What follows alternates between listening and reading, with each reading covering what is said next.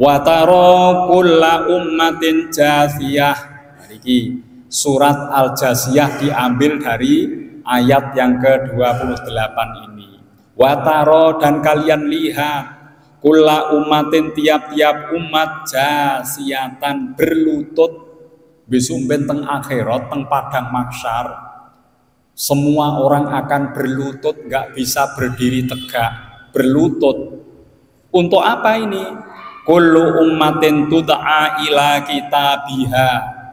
Tiap-tiap umat dipanggil ya, ila kitabiha, kepada kitab catatannya. Jadi berlutut itu untuk membaca kitabnya masing-masing.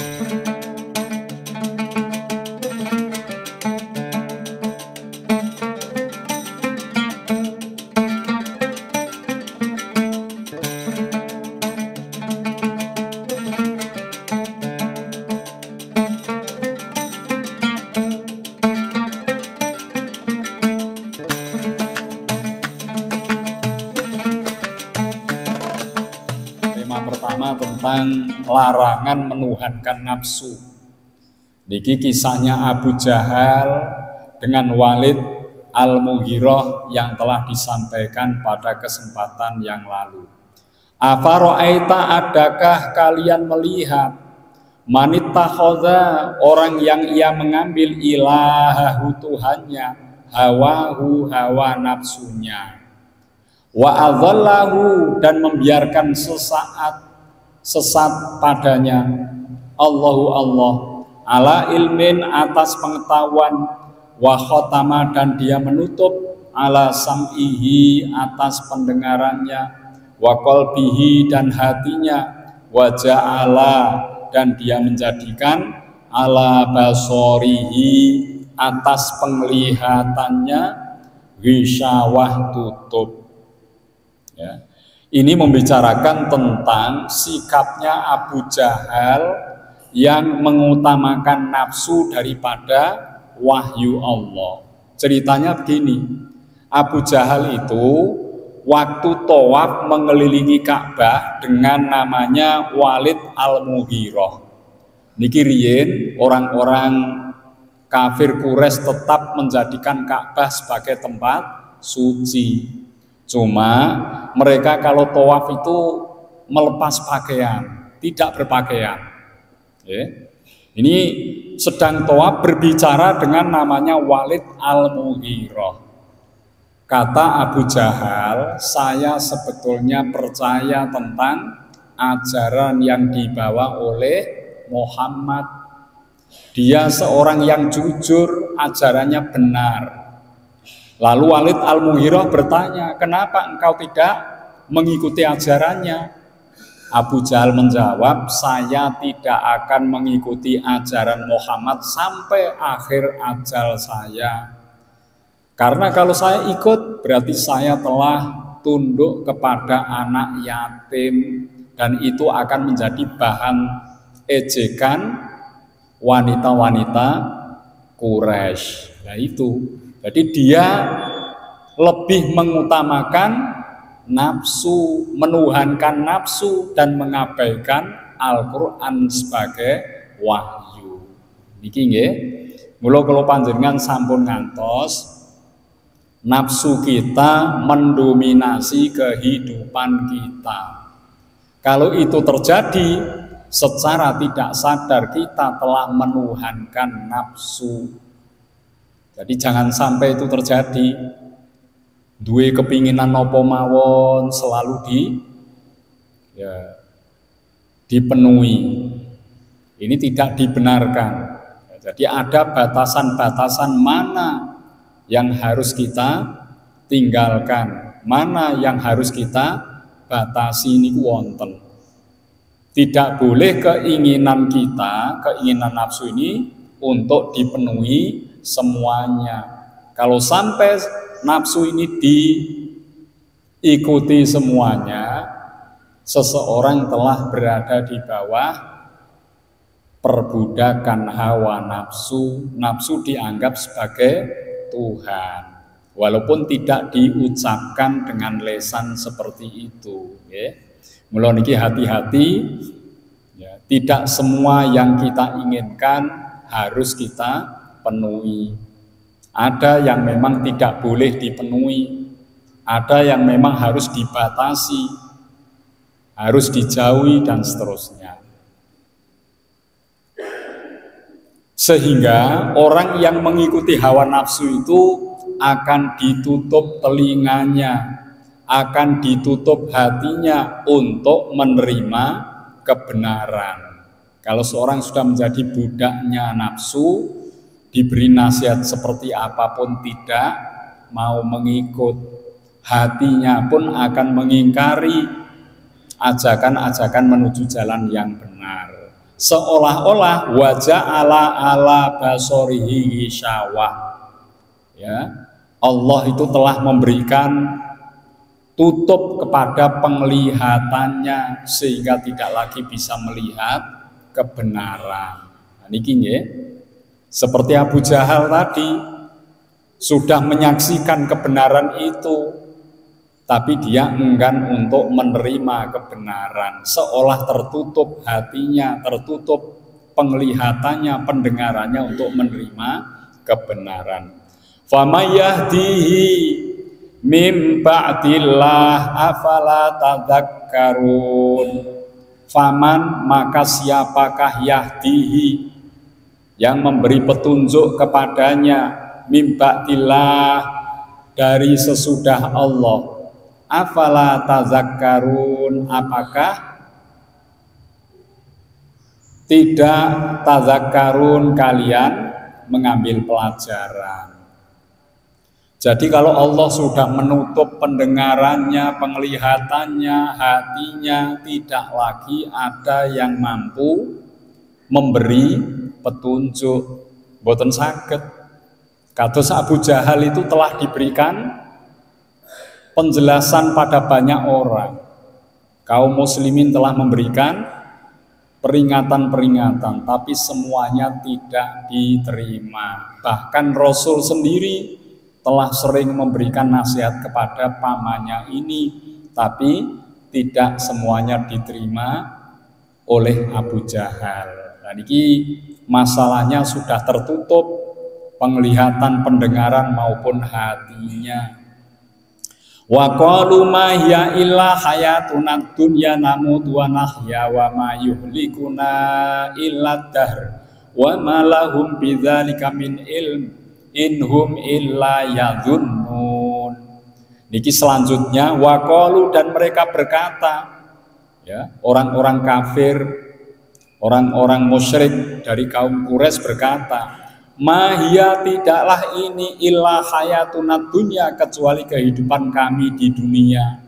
Namutu, kami mati, wa nahya, dan kami hidup, wa ma yuhlikuna, dan tidak membinasakan kami, illa dahr, kecuali hanya waktu atau masa.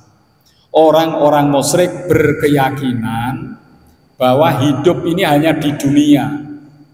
Nek ning donya pun urip kados ngeten menika, mangke dengan adanya waktu bertambah, datanglah kematian. Nek pun pecah, pun mati, sampun rampung, urusan kehidupan sudah tidak lagi berlanjut.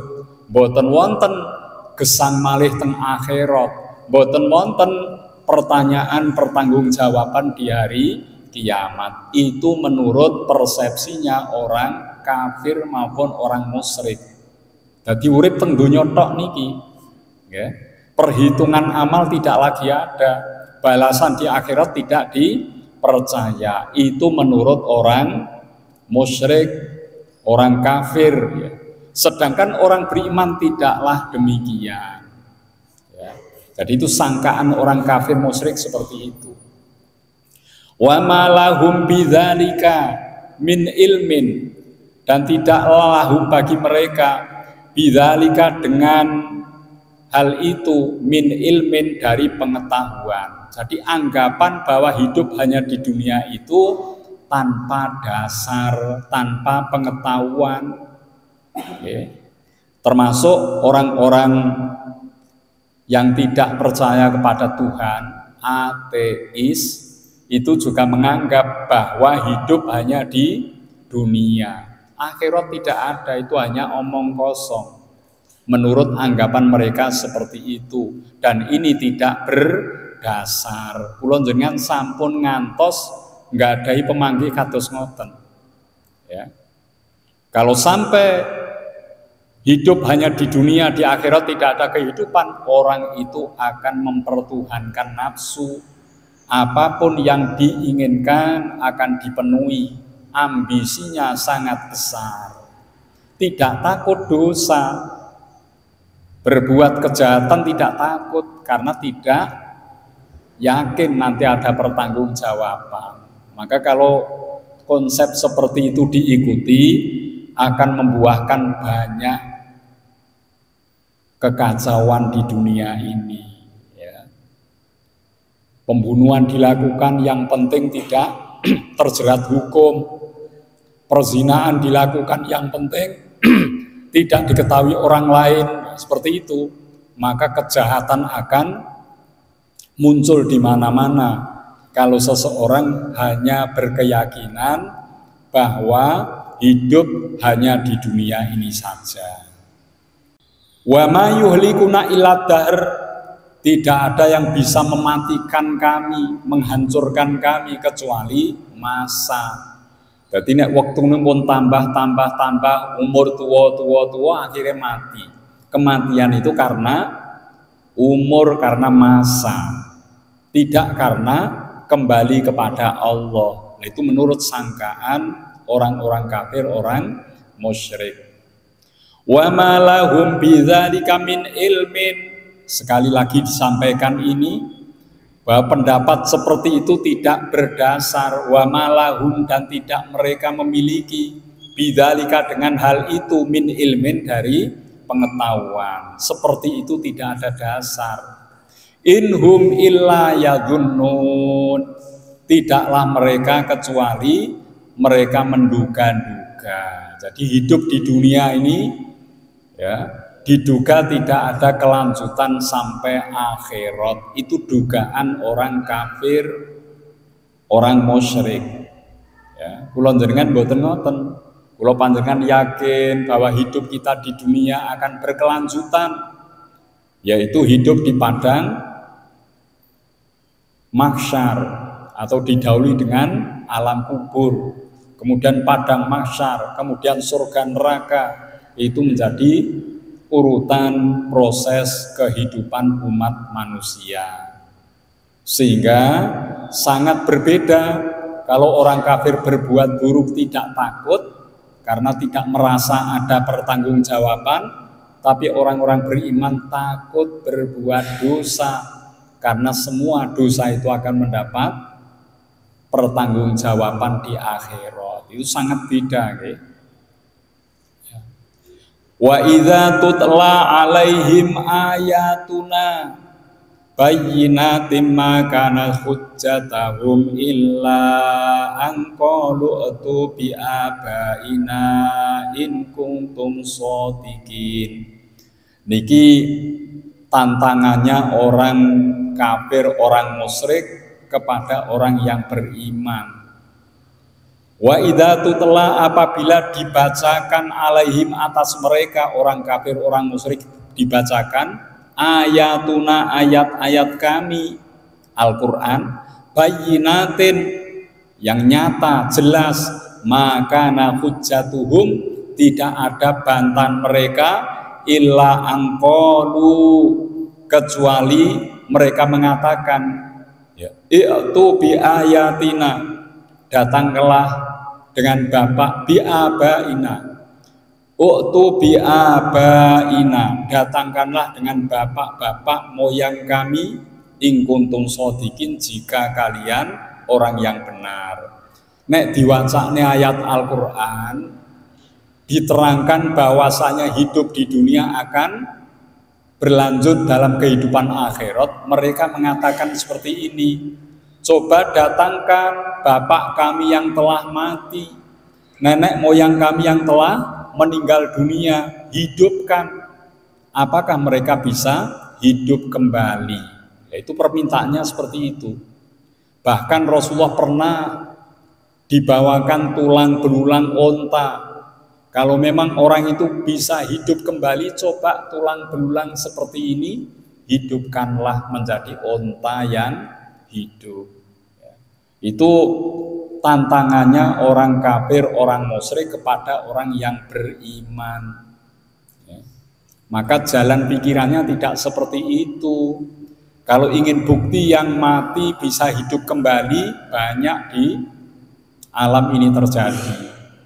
Contohnya setelah siang, ya, maka akan tibalah malam gelap. Setelah malam tiba kembali, fajar menyingsing, siang terang kembali. Itu tanda bahwa hidup mati akan berulang. Masa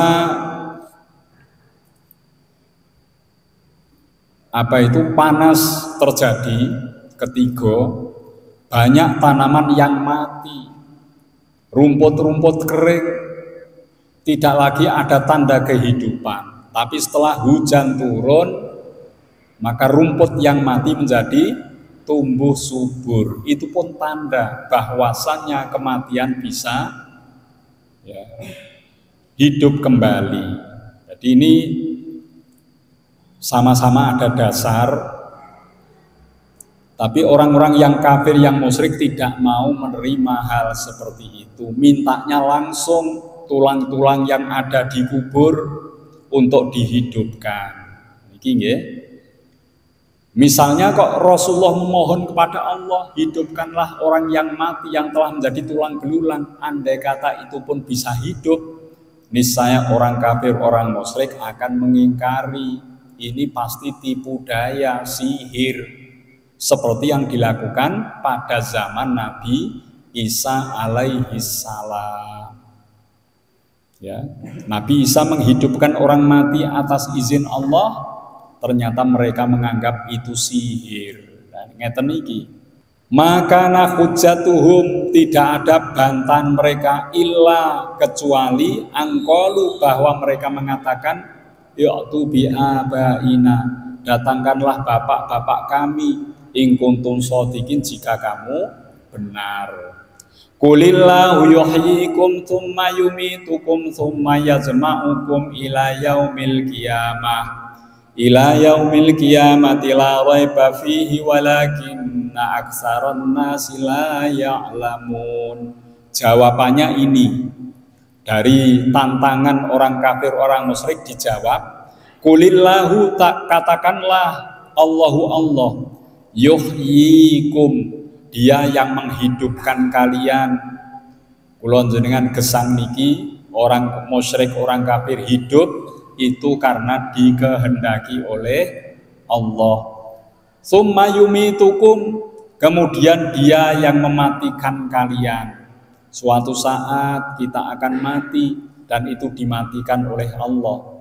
Orang kafir musyrik telah mati, mereka dimatikan oleh Allah. Setelah itu, tsumma yajma'ukum ila yaumil qiyamah. Kemudian yajma'ukum, dia mengumpulkan kalian ila yaumil qiyamati, pada hari kiamat. Nek wis mati, hidup kembali, kumpul di padang mahsyar di hari kiamat. Itu proses yang dialami manusia, tidak terus setelah mati, tidak ada kelanjutannya. Seandainya orang ini hidup hanya di dunia, nek wis mati wis, alangkah tidak adilnya kehidupan ini. Wong sing api kadang-kadang tidak mendapatkan nasib yang beruntung. Ya, difitnah, dihinakan. Wong sing elek mergo mboten konangan kejelekannya dianggap mulia. Alangkah tidak adilnya kehidupan kalau hanya sebatas di dunia. Kadang-kadang orang yang berbuat kejahatan sangat banyak, membunuh orang, ya, kemudian juga merampok, korupsi, tapi tidak konangan, mereka aman. Sedangkan orang yang terkena fitnah tidak mencuri, ini difitnah mencuri. tidak membunuh, difitnah, membunuh, akhirnya mendapat hukuman di dunia. Alangkah tidak adilnya kalau terjadi kehidupan hanya dunia saja. Mula niki akhirat, hari akhir, hari kiamat perlu ada untuk memberikan ketentuan hukum yang seadil-adilnya. La raiba fihi, tidak ada keraguan fihi di dalamnya. Di kiamat terjadi, hidup kembali di hari akhir, tidak ada keraguan. Walakina aksaron nasi, akan tetapi kebanyakan manusia layak lamun tidak mengetahui. Kulon jenengan menawi boten dipun paringi informasi saking kitab Allah, kita pun tidak akan tahu bahwa setelah kehidupan dunia masih ada kehidupan berikutnya. Dan niki mula Al-Quran memberitahu itu supaya kita mempersiapkan diri, jangan sampai kita mendapatkan masalah dalam kehidupan akhirat. Walillahi mulkus samawati wal ard. Walillahi, dan bagi Allah, milik Allah, mulkus samawati, kerajaan langit, wal ardi, dan bumi. Yang berkuasa di langit Allah, yang berkuasa di bumi juga Allah. Wa yauma taqumus saatu, dan pada hari taqumus saatu terjadinya kiamat, kiamat pun Allah yang menguasai. Yauma idzin, pada hari itu, yakhsarul mubtilun, rugilah orang-orang yang mengerjakan kebatilan. Jadi besok teng akhirat niku menawi tiyang niku kathah dosane, banyak berbuat keburukan, nanti dia akan merugi. Kenapa merugi? Ternyata segenap keburukannya ini ya telah ditulis lengkap dan akan diberikan balasan kepadanya. Nggih. Dados niku tenggene surat Al-Kahfi menika dipun terangake, setelah orang itu ditampakkan catatan amal-amalnya selama hidup di dunia, mereka menyesali kenapa amal sekecil pun masuk dalam catatan ini. La yughadiru shaghiratan, ya, termasuk tidak terlewatkan yang kecil-kecil dicatat. Itu dalam surat Al-Kahfi, ya. Jadi besok niku rugi tiang-tiang ingkang nglampahi dosa kemaksiatan, akan rugi betul. Seperti zaman sekarang banyak orang korupsi, ternyata pemberantasan korupsi ini digalakkan. Maka orang-orang yang pernah korupsi menjadi tidak tenang hidupnya, ya. Yang korupsi 271 triliun, yang korupsi 300 triliun, ya. Setelah terungkap, ya, kejelekan-kejelekan mereka, ning donya mawon pun dados kesusahan, apalagi nanti di akhirat.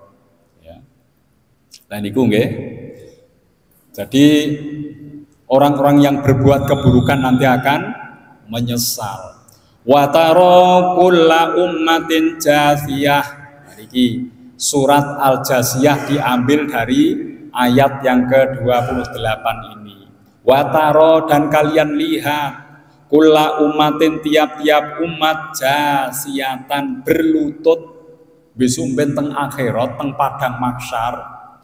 Semua orang akan berlutut, nggak bisa berdiri tegak, berlutut. Untuk apa ini?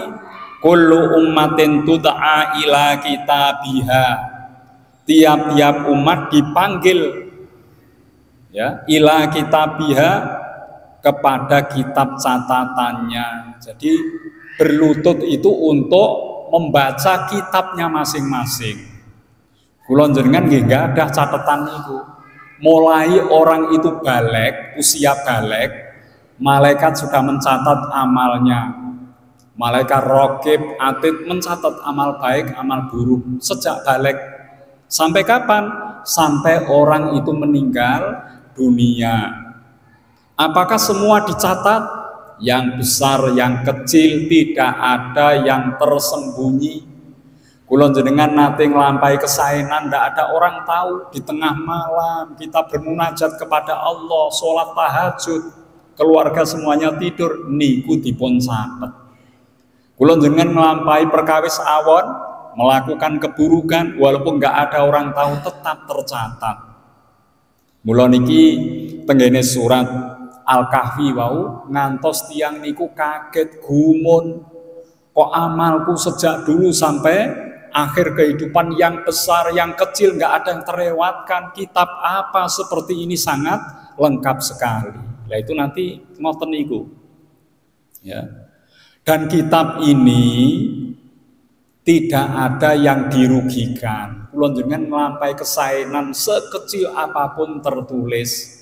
Dan itu nanti kalau orang meninggal dunia dikalungkan kitab itu. Yang kanan catatan kebaikan, yang kiri keburukan. Tapi niki bil ghaib, kula jenengan mboten saged mirsani. Orang yang mati itu dikumpulkan catatan amalnya. Niki dipun terangake wonten surat Al-Isra ayat 13. Panjenengan buka surat yang ke-17. Al-Jasiyah ini surat yang ke-45. Al-Isra ayat 17, surat ke-17 ayat 13 kula waos nggih. A'udzu billahi minasyaitonir rajim. Wa kullu insanin alzamnahu ta'irahu fi unuki wa nukhriju lahu yaumal qiyamati kitaban yalqahu mansyura. Wa kullu insanin, setiap orang, alzamnahu ta'irahu fi unukihi, akan digantungkan catatan amal itu di lehernya. Wa nukhriju, dan akan dikeluarkan lahu baginya yaumal qiyamati, pada hari kiamat, kitaban yalqahu mansura. Ya, kitab yang dia dapatkan dalam keadaan terbuka. Niki surat Al-Isra ayat 13. Kula jenengan enggak ada catatan niku. Nek wis mati mangke dipun kalungke teng leher, ikut dimasukkan dalam kubur. Mulane tiyang ingkang pejah niku dipun dereki tigang perkawis, kerabat, keluarga, tetangga, teman, sahabat ikut. Yang kedua harta benda ikut. Yang ketiga amal perbuatan mengiringi jenazah sampai kubur. 3 itu, yang 2 kembali, yang 1 tetap mendampingi. Yang 2 keluarga yang mengiringkannya, teman, sahabat, tetangga akan pulang. Ya. Kemudian harta benda, mungkin mobilnya yang dibawa menuju ke kubur akan pulang kembali ke rumah. Tinggal 1 yang mendampingi di kubur, amal perbuatannya. Niku teng kubur ngoten. Mungkin teng akhirat nggih ngoten, kitab ini akan berbicara, yang baik-baik akan dibaca, yang buruk akan diketahui. Seperti keterangan surat Al-Isra ayat 13. Jadi nanti semua orang berada di padang mahsyar dalam keadaan berlutut, Al-Jasiyah berlutut. Dia akan melihat catatan amalnya masing-masing.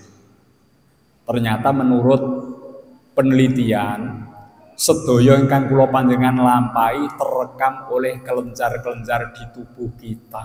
Dados niku teliti. Pernah ngomong saru teng mriki terekam, boten saged terhapus. Ngomong apik terekam melalui kelenjar yang ada di tubuh kita, yang nanti akan disimpan seperti kalau pesawat terbang namanya kotak hitam. Ya. Kotak hitam itu merekam segala aktivitas di pesawat. Di tubuh kita hal itu ada. Yang disimpan Allah di tulang ekor. Jadi di tulang ekor cukup chip yang kecil ini akan berbicara tentang amal perbuatan yang dilakukan selama hidup. Terus kula jenengan kudu ngati-hati. Tidak merasa aman kita berbuat buruk walaupun tidak dilihat orang, karena diri kita telah merekam perbuatan itu dengan benar. Digambarkan malaikat Raqib Atid mencatatnya dengan teliti. Lah niki nggih. Al yauma tujzauna ma kuntum ta'malun. Al yauma pada hari itu, hari kiamat, tujzauna kalian diberi balasan. Ma kuntum apa yang kalian adalah ta'malun kalian kerjakan. Melakukan baik dinilai baik, melakukan hal yang buruk dinilai buruk. Nanti masing-masing ada balasannya. Mulane donya niki panggenanipun kula panjenengan nandur ad-dunya mazra'atul akhirah. Dunia ini tempat kita menanam untuk dipanen hasilnya di akhirat. Nek teng donya kula jenengan kathah amal-amal kesaenanipun, besok di akhirat kita akan memanen hasilnya. Kalau di dunia banyak orang berbuat keburukan, dosa, kemaksiatan, besok di akhirat dia akan menuai hasilnya. Mula niki kula panjenengan mumpung tasih wonten kesempatan, marilah hal-hal buruk yang pernah kita lakukan ditaubati. Nyuwun ngapura, ya Allah, selama hidup ini ibadahku kurang bagus, banyak perbuatan buruk yang aku lakukan, semoga semuanya Engkau ampuni. Mohon ampun kepada Allah. Ya. Hal-hal yang baik kita mohon supaya diterima oleh Allah. Ya Allah, segenap amal kebaikan yang aku lakukan, walaupun belum sempurna, ya Allah, terimalah amal-amal baik kami. Kedah ngoten nggih. Supados napa kula panjenengan teng akhirat mangke boten pikantuk azabipun Allah. Lah niki mumpung wonten kesempatan. Soalnya wis kadung mati, kula jenengan sudah tidak ada kesempatan untuk memperbaiki diri. Didongakne tangga kanca, kerabat keluarga hanya membantu. Dibacakan tahlil yasin hanya membantu. Amal yang pokok adalah yang kita lakukan sendiri. Kula jenengan ada kesempatan infak sedekah, kita lakukan itu. Ini pahalanya lebih sempurna dibandingkan nek kula jenengan pun sedo pejah sudah meninggal baru keluarganya menginfakkan untuk kita. Itu lebih utama kita lakukan sendiri. Niki lebih utama, waktu kita hidup kita infak untuk itu lebih utama dibandingkan nek kula jenengan pun pejah, anak-anak ini infak untuk bapakku yang meninggal, untuk ibuku yang meninggal, itu nilainya sudah turun. Walaupun ada, tidak sebesar kalau kita masih hidup dan berinfak sendiri. Kula jenengan maca surat Yasin, pahalanya besar, keutamaannya besar. Berbeda kalau nanti kita meninggal dibacakan surat Yasin, benten niku. Ya, benten. Mulane niki monggo mumpung kula panjenengan masih wonten kesempatan untuk banyak beramal baik, jangan disia-siakan. Kematian itu akan datang kadang-kadang tanpa diduga-duga, ya. Kita lanjutkan. Hadza kitabuna yang tiqu alaikum bil haq. Setelah berlutut membaca kitabnya masing-masing, kula nggih maca nggene kula dhewe, panjenengan membaca kitab masing-masing sejak balik sampai meninggalnya seperti apa kitab kita masing-masing kita baca dengan berlutut tadi, ya. Niki bagaimana? Hadza kitabuna, ini kitab catatan kami, yang tiku ia mengucapkan atau menuturkan alaikum atasmu bil haqi dengan benar. Jadi laporan itu, rapote kula jenengan itu dijamin kebenarannya. Wong nek ngomong napa mawon direkam oleh diri kita sendiri. Direkam oleh diri kita sendiri. Baik buruk akan direkam. Ibaratnya malaikat raqib atid pun mencatat tanpa pernah berhenti. Dan itu dengan benar, akurasinya sangat tinggi. Tidak ada yang dirugikan dalam catatan itu. Inna kunna nastansikhu ma kuntum ta'malun. Inna sesungguhnya kami, kunna adalah kami, nastansikhu Kami menyuruh mencatat ma kuntum, apa yang kalian adalah takmalun, kerjakan. Hasil rapote kulon jenengan itu adalah hasil dari perintahnya Allah untuk mencatat amal itu kepada malaikat yang ditugaskan, tidak lain raqib dan atid. Ya, jadi dimanapun kita bertutur kata, wa ma talfidhu min qaulin illa ladaihi raqibun atid, tidak ada satu kata terlontar dari lesan ini kecuali ditulis malaikat raqib dan atid. Nek kula jenengan meyakini hal itu, kita akan hati-hati dalam bertutur kata. Tapi sing ora yakin ngono wis ngomong sak ngomong-ngomonge. Ya, sehingga ini menjadi masalah besar. Aja meneh tenggene akhirat, teng donya mawon omongan sing mboten leres niku ya bisa merugikan dirinya sendiri. Fa ammal ladzina amanu wa amilus sholihati fayudkhiluhum rabbuhum fi rahmatih, dzalika huwal fauzul mubin. Mari kita lihat bagaimana orang beriman dalam hal itu, dalam mengamati buku catatan ya. Fa ammal ladzina amanu, maka adapun alladzina amanu, orang-orang yang mereka beriman, wa amilus sholihati, dan mereka berbuat beramal soleh. Kados kula jenengan niki beriman beramal soleh, fayudkhiluhum, maka memasukkan mereka rabbuhum, Tuhan mereka, fi rahmatihi, dalam rahmatnya. Dados nek kula jenengan sebagai mukmin yang baik, mukmin yang baik itu harus diwujudkan dengan amal soleh. Nek kula jenengan meyakini Allah, meyakini Rasulullah, meyakini malaikat dan seterusnya, tapi mboten wonten amal soleh, ngaji, wegah, ibadah, males, infak, sedekah, tidak pernah, kebaikan tidak pernah diwujudkan, maka seperti ini belum dikatakan orang yang sempurna. Harus iman dan beramal soleh, ya. Makanya di sini fa ammal ladzina amanu wa amilus sholihati, orang yang beriman beramal soleh akan mendapatkan rahmatnya Allah, yaitu surga. Dan ini bentene tiyang ingkang kalau wau musyrik, kafir, dia akan menyesal setelah membaca kitab catatannya, ternyata keburukannya banyak.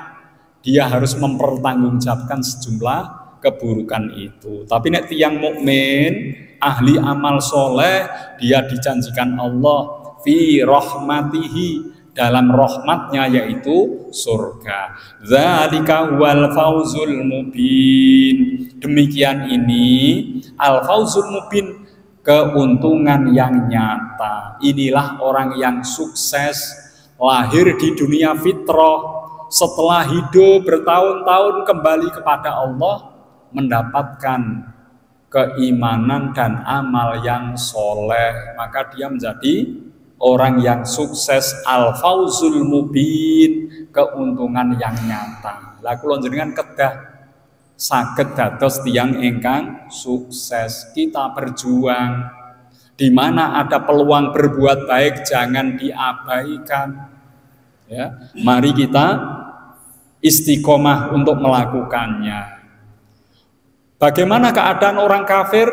Wa ammal ladzina kafaru, dan adapun orang-orang yang mereka kafir, afalam takun ayati,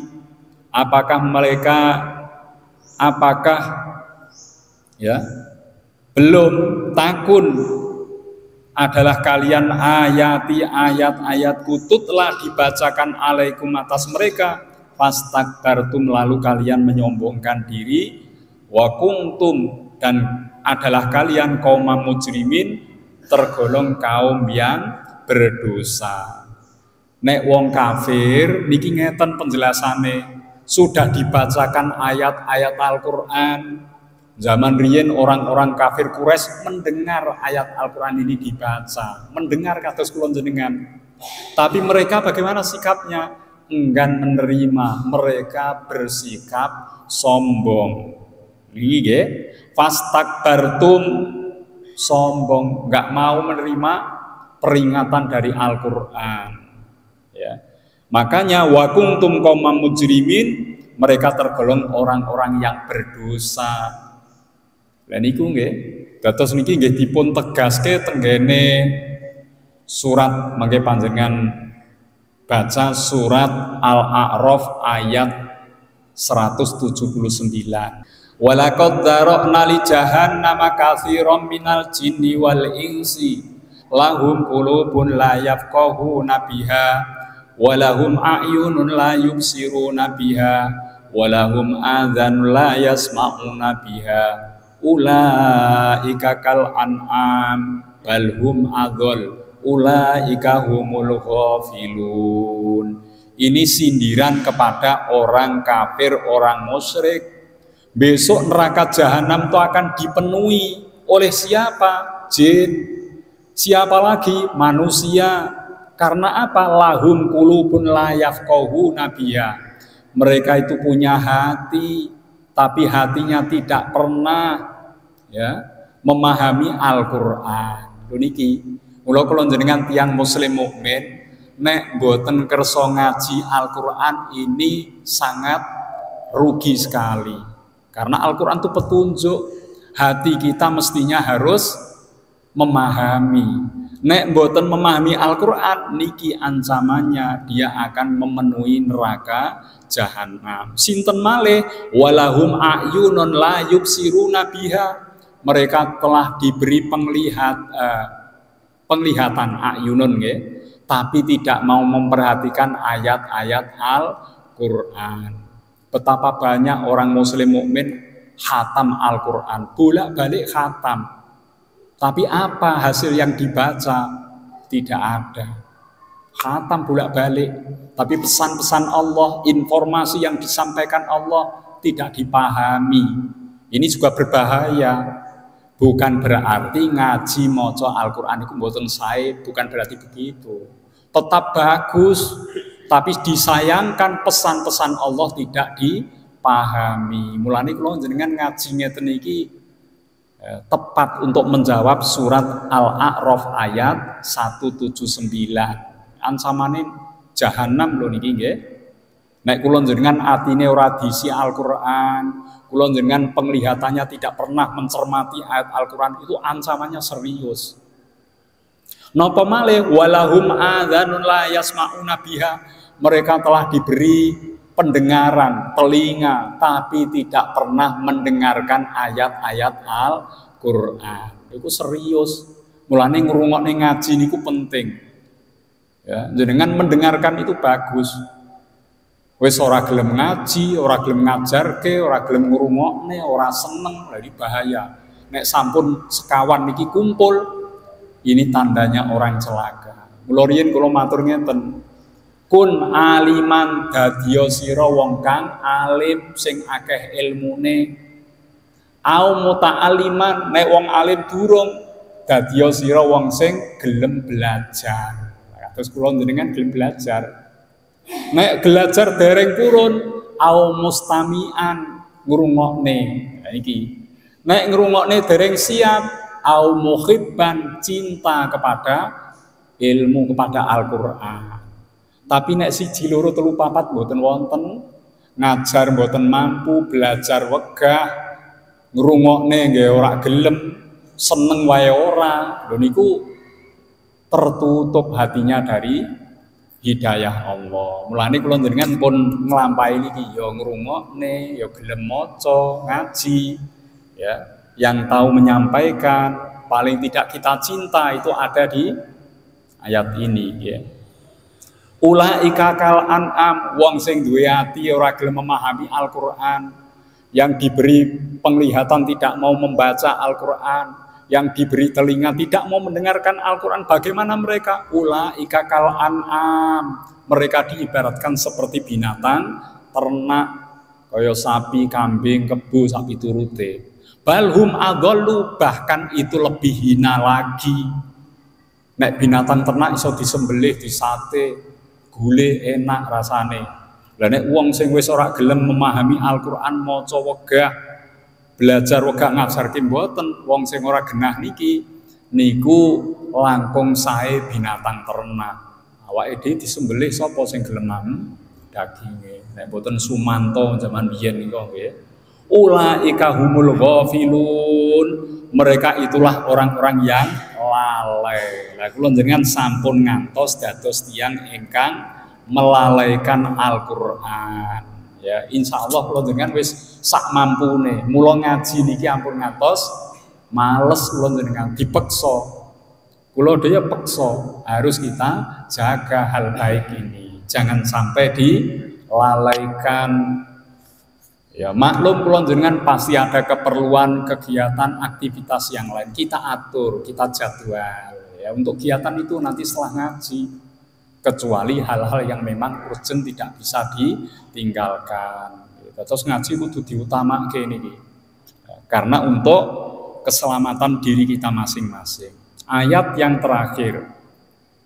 Wa idza qila inna wa'dallahi haqqun was-sa'atu la raiba fiha qultum ma nadri mas-sa'atu in tadunnu illa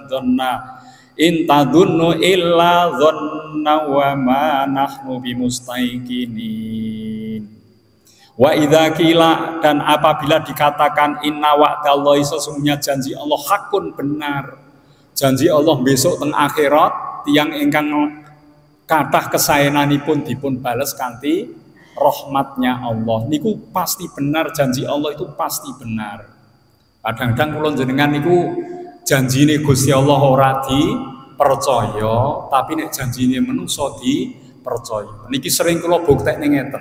Misale nggih, pegawai PDAM enjing niki memberikan pengumuman lewat WA keliling ya kepada masyarakat Kaliwinda, diberitahukan bahwasanya PDAM akan menghentikan pasokan air selama 3 hari. Itu resmi dari pegawai sing ngumumke sak perumahan.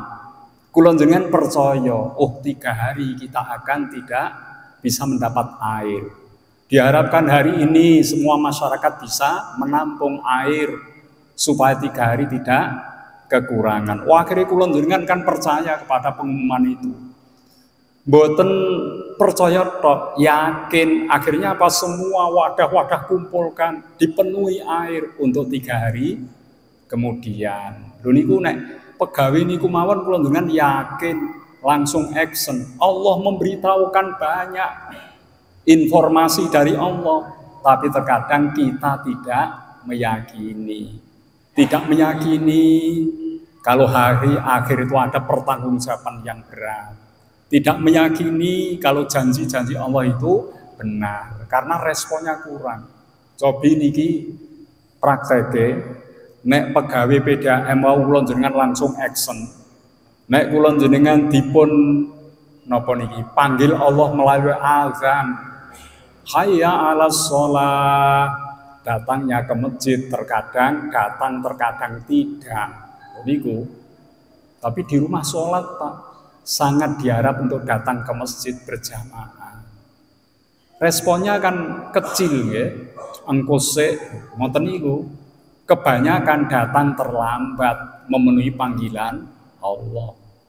Kula njenengan duwite kathah, dipanggil Allah datang ke tanah suci, tapi kadang eman untuk beli tanah saja. Ini investasi yang nanti akan menghasilkan banyak uang. Dibelikan rumah saja, seperti itu.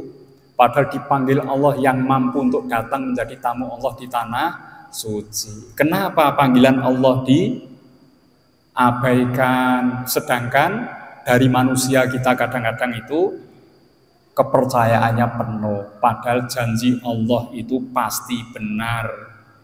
Mula kula njenengan ampun tertipu. Kalau kita bisa percaya kepada manusia, tentunya akan lebih percaya kepada yang berkuasa atas manusia, yaitu Allah Subhanahu wa taala. Mula di sini ditegaskan ya bahwa wa'dallahi haqqun, janji Allah itu benar.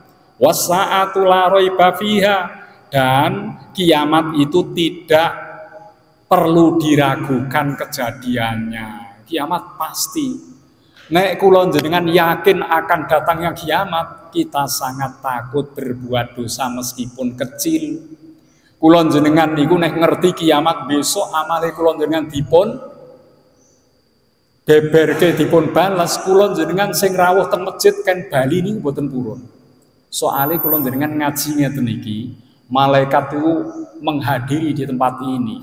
Malaikat mendoakan kita, ya Allah ampunilah dosanya para jamaah ini.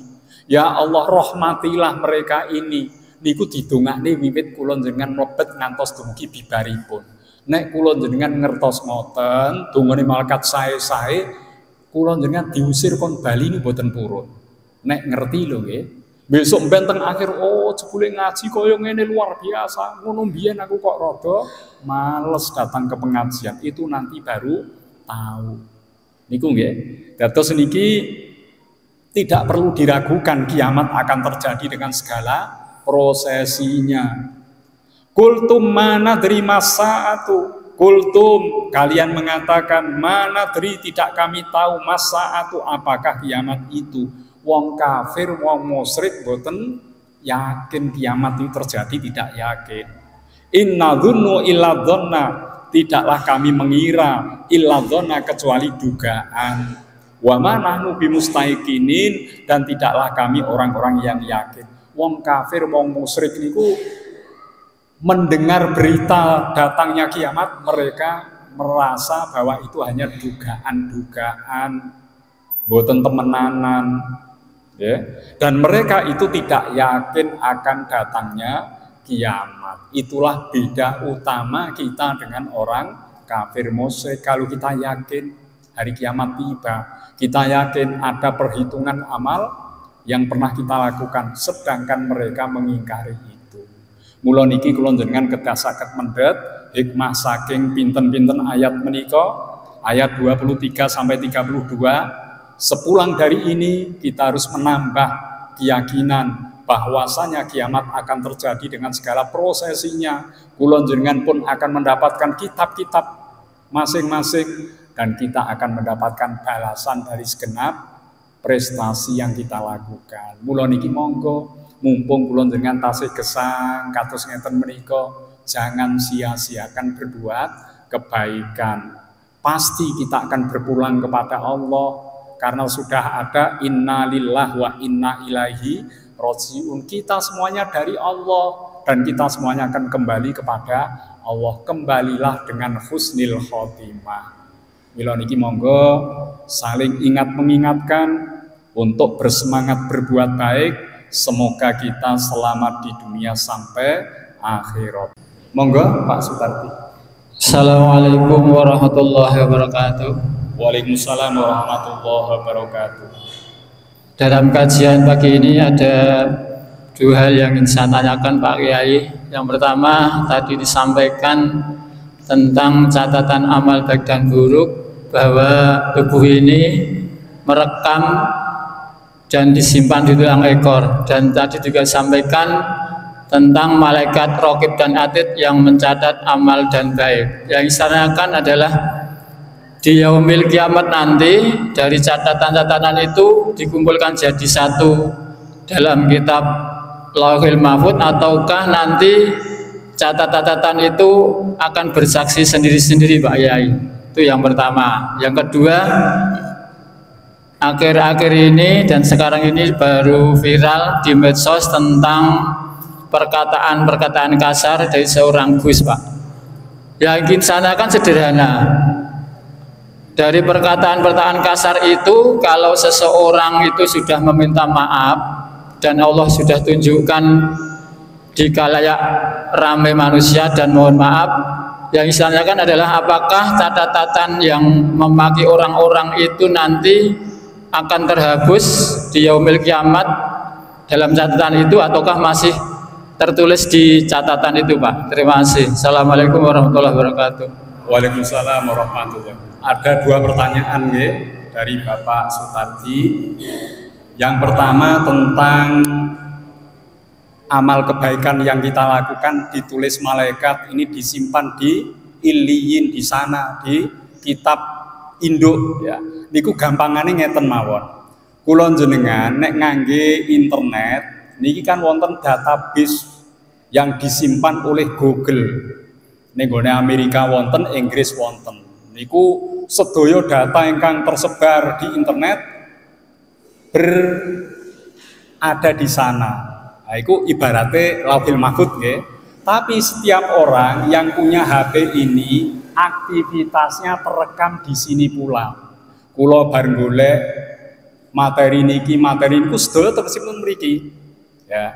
Nah, besok ini yang cukup untuk kita baca, tapi data ini pun tersimpan di sana. Terus ngoten, semua amal manusia tersimpan ten mriku wonten, database-nya wonten. Tapi masing-masing orang, kula niku saged panjenengan pirsani utawa Google bisa mengetahui apa yang saya lakukan selama menggunakan HP ini. Semua terekam di sini. Foto yang pernah saya upload, ya, walaupun sudah dihapus, itu bisa dikembalikan. Semua aktivitas terekam di sini. Maka semua amal terekam di hati kita, di tubuh kita, masing-masing kita bisa melihat. Dan di induknya pun itu dicatat oleh Allah melalui malaikatnya. Jadi seperti itu.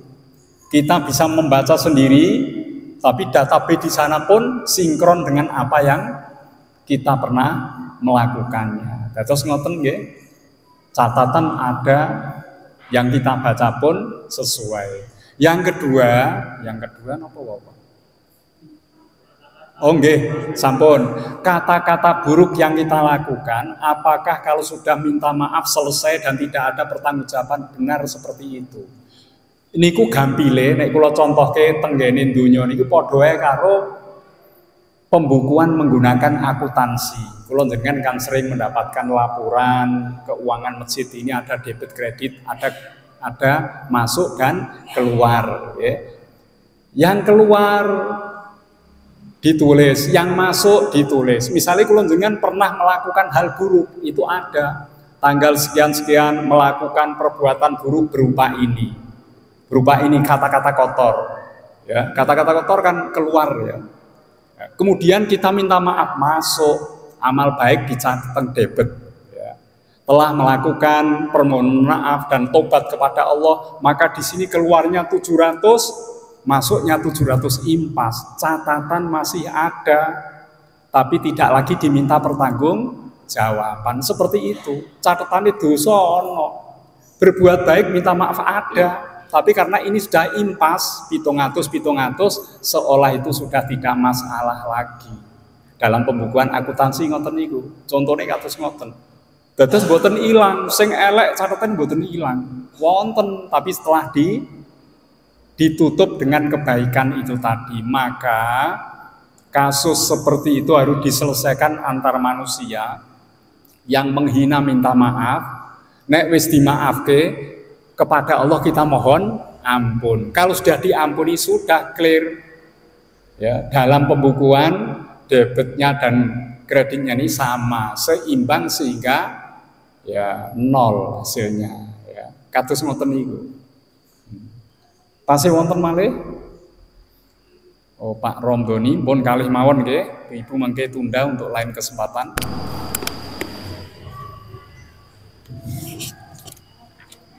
Assalamualaikum warahmatullahi wabarakatuh. Waalaikumsalam warahmatullahi wabarakatuh. Berkaitan dengan ayat 32, Pak. Hari kiamat pasti akan datang. Insya Allah kita termasuk orang yang percaya dan tidak meragukan adanya hari kiamat. Yang saya tanyakan begini Pak, tadi diterangkan bahwa hari kiamat pasti akan datang, minimal kiamat kecil kita pasti merasakannya yaitu mati Pak. Yang saya tanyakan kiamat kubro atau kiamat hari akhir Pak.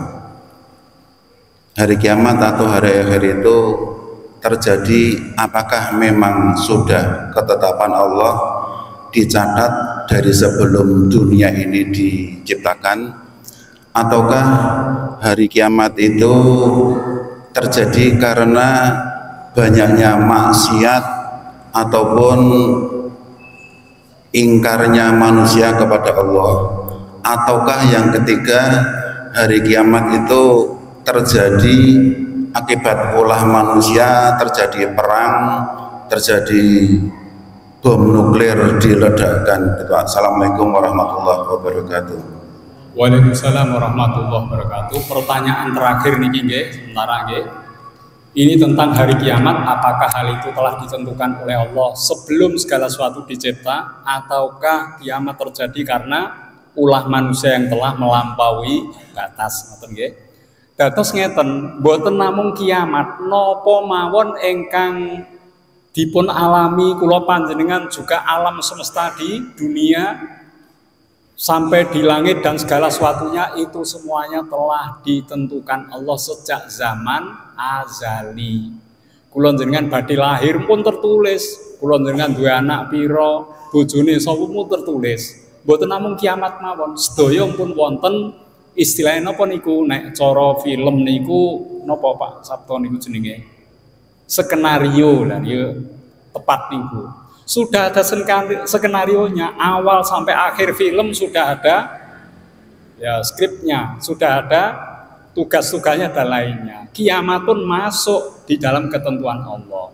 Nah, dalam kiamat itu sudah ditentukan nanti akhir zaman akan terjadi kerusakan yang luar biasa. Agama ditinggalkan, nafsu merajalela sehingga terjadi peperangan, kezaliman dan lainnya yang sangat dahsyat di bumi ini sehingga endingnya bumi akan hancur beserta langit yang 7. Kaya wayang itu kan ngoten niku. Wayang nek wis beberane wis terakhir iku kan menjelang subuh apa Pak Slamet nika? Ya wis ana perang napa nika? Ya wis goro-goro niku akhirnya kan gonjang-ganjing langit akhirnya kiamat. Mboten wonten wayang terakhir edisi berikutnya berlanjut mboten wonten. Wah anggur nung neng wis perang nika Bratayuda niku bar niku wis pacu akhirnya gonjang-ganjing langit kelap-kelap bumi hancur semua kiamat. Bar wis nanti subuh. Ya itu sudah diskenario oleh dalang. Kula njenengan ngoten, ini sudah diskenario oleh Allah. Kehidupan semakin berakhir semakin memburuk, tidak semakin baik. Ya, nanti Al-Qur'an ditinggalkan, wong ngaji sudah wegah kabeh semuanya bisnis, hawa nafsu menjadi pujaannya, akhirnya hidup akan zalimi. Akhirnya kiamat terjadi. Ngoten nggih. Dados niku semua yang ditanyakan Pak Rondo masuk di sini. Memang kejahatan itu sebagai tandanya, tapi semuanya telah ditentukan sebelumnya, ya. Terjadinya kiamat juga akibat kezaliman kejahatan yang terjadi sudah sangat besar. Seperti itu, tapi itu semuanya sudah ada skenarionya yang ditulis oleh Allah dalam takdir yang disimpan di dalam Lauhil Mahfuz. Ngoten nggih, monggo dipun waos doa akhir. Bismillahirrahmanirrahim. Allahumma rahamni bil Qur'an waj'alhu li imaman wa nuran wa hudan wa rahmah. Allahumma zakirni minhu ma nasitu wa'allimni minhu ma jahiltu warzuqni tilawatahu ana al-laili wa atrafan nahar waj'alhu li hujjatan ya rabbal alamin.